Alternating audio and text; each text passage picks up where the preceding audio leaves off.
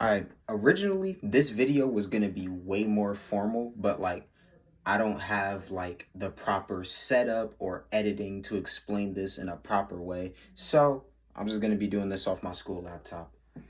This is part one of explaining it. Golly, the brightness is crazy. I'm sorry. Explaining anime power systems like a school teacher. Shout out to Noah on Instagram for this recommendation. Part one, we're going to be going over Jujutsu Kaisen because it was the first one I saw in the comment section. Plus, it's the most complicated. But that doesn't mean I'm going to make this complicated. This should be easy to understand. So let's get into it. First off, there's the concept of cursed energy in Jujutsu Kaisen. Cursed energy would be adjacent to like ki in Dragon Ball or chakra in like Naruto. It's basically like life energy, but that specific life energy comes from the like negative emotions and like negative feelings from like let's say like a bad experience. Now, all these negative experiences also accumulate together in what we call the curses of Jujutsu Kaisen. Each curse represents a different like disease or a different threat to humanity. There's Mahito, the disaster curse of humanity itself. He represents humanity's hate in itself. Jogo, the fire disaster curse, and the locust guy. Anyone who fears locusts. Now, cursed energy can be manipulated to use cursed techniques.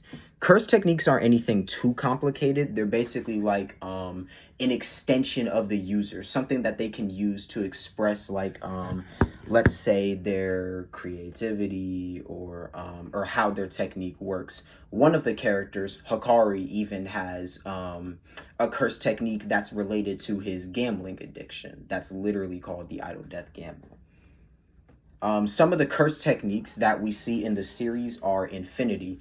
This curse technique is used by Satoru Gojo, and what Infinity does is it infinitely slows down the acceleration of anything that's charging towards Gojo. A lot of people make the misconception that it's creating an infinite space around Gojo. It does not. It infinitely divides the speed of anything Gojo deems as a threat.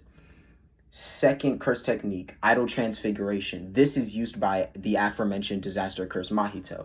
It allows the user to manipulate the soul of anyone he touches. He can even manipulate his own soul. And the last one, cleave and dismantle, is used by the main villain Ryomen Sukuna. This allows him to cut through basically almost anything. There's a lot more nuance to Sukuna's technique, but I forgot most of the explanation for it, so and on top of that, it's very nuanced, and I promise to not make this video too complicated. So just know it allows him to cut through anything, basically using invisible slashes. Another extension of a user's curse technique is what we like to call, and possibly the most popular part of Jujutsu Kaisen as an anime, is called the domain expansions. The domain expansions, what they do is basically, like I said, it's another extension of a user's curse technique. It allows the user to create a completely separate space from the current space that they're in, and basically drag their target into something that resembles their curse technique. We see a lot of different domains throughout the series. Not all characters can use it. It's a technique that's used by like literally like the best of Jujutsu Kaisen. Each domain has something called a sure hit effect. It's exactly what it sounds like. It basically bypasses defenses or any form of enhanced durability and allows the user to effectively attack the target directly. There's also sorcerers that can do something called a simple domain. What they do is they make a ring of cursed energy all 360 degrees around them, and it allows them to do basically like a mini domain expansion, kind of. It also allows them to negate the sure hit effects of usual domain expansions. There's also something called the reverse curse technique. This is possibly the most complicated part of Jujutsu Kaisen. But At its core, reverse curse technique just allows the user to heal any wounds that they want, as long as there is no brain trauma or the user is not decapitated. The user can use reverse curse technique. Now, just like domain expansions, reverse curse technique, it's not a common skill. It's something used by like some of the higher ups of JJK and like other like highly skilled people. Now, they make it sound complicated in the anime, but I'm here to tell you right now, it's not complicated. Reverse curse technique is literally just simple math. Negative times another negative equals a positive. Gojo says it himself in his fight against Toji. Cursed energy is negative energy. While it can enhance the body, it cannot regenerate. So what you do is you take the negative mass and you amplify it on top of itself to create positive energy.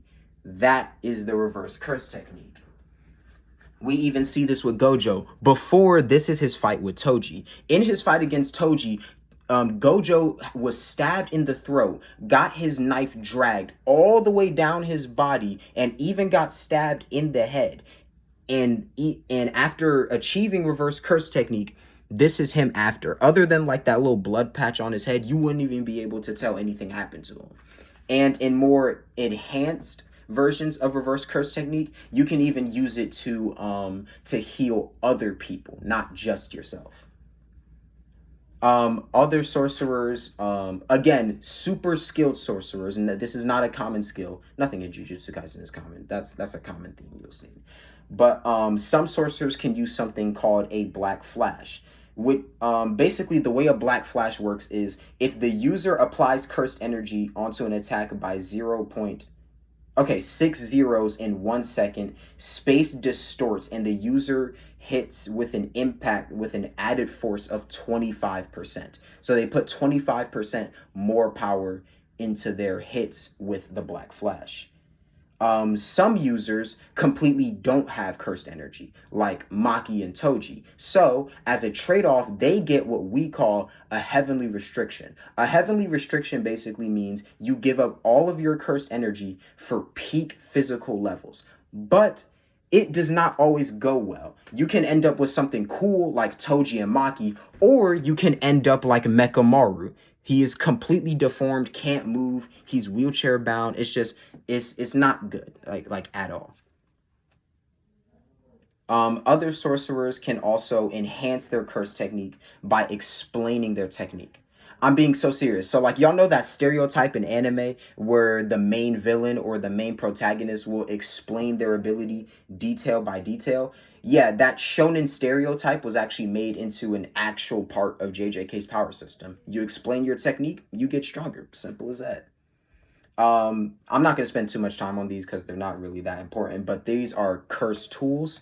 They're basically weapons that allow anyone who doesn't have cursed energy to use jujutsu sorcery. Some of the cursed tools we see are Dragon Bone, which is a sword with 2 rockets on the back that allow it to propel through the air. The Soul Split Katana, which does exactly what it sounds like. It targets the soul and allows you to slice. And Toji's main weapon, the Inverted Spear of Heaven, which allows somebody to completely negate other curse techniques. And yeah, that's it. I probably missed maybe 1 or 2 things, so like to any like JJK specialists, let me know down in the comments what I missed, but this is the simplest way I could explain JJK's power system. I hope you enjoyed the video, you know. I'll probably post this on my other social medias, so if you're seeing this on YouTube, subscribe. If you're seeing this on all my other social medias, hit that follow. Yeah.